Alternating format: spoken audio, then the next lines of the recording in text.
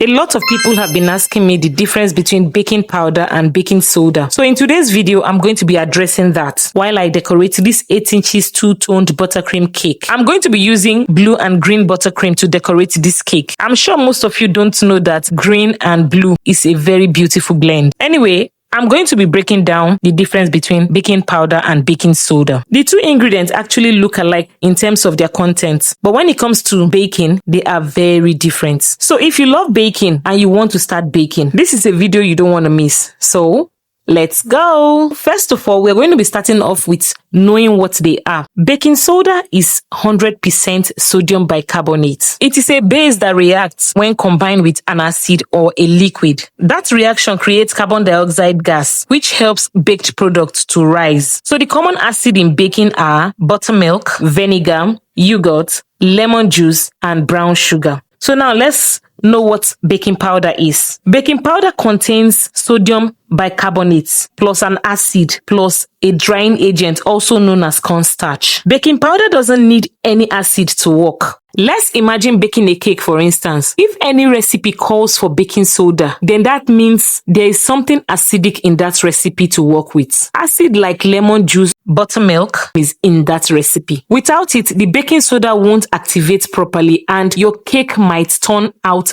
dense or flat. But when it comes to baking powder, it already contains acid, so it will work on its own when you add liquid or heat. Okay, let's think about it like this. Baking soda is like a worker who needs a partner, which is an acid, to get the job done, while baking powder is a worker that brings its own tools to the site. I hope you understand. What I mean is baking soda needs acid, while baking powder is self-sufficient. That is just it. That is just the simple term. Sometimes a recipe can call for both ingredients, but the baking powder is usually a very small quantity. Please try to follow your recipe. Do not do anything based on assumption. If a particular recipe does not call for any of the ingredients, please do not add it. Another thing is you cannot substitute one of the ingredients for the other. It is not possible. So I will always suggest stick to your recipe. Whatever it is the recipe calls, please stick to it. Now, talking about their shelf life and storage, baking soda can last for about 2 years, but it will start losing its potency over time,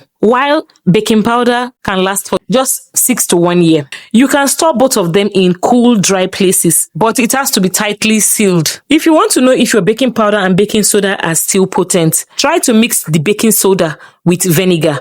If it bubbles, then it means it is still good. And for the baking powder, if you mix it with warm water, if it fizzes, then it means it is still good. And so that's it, guys. The difference between baking powder and baking soda. You can leave your question in the comment section and I will attend to them. Please don't forget to save and share this video. You might be helping someone out there without you knowing. Thanks again for watching, and I will see you in my next video. Bye.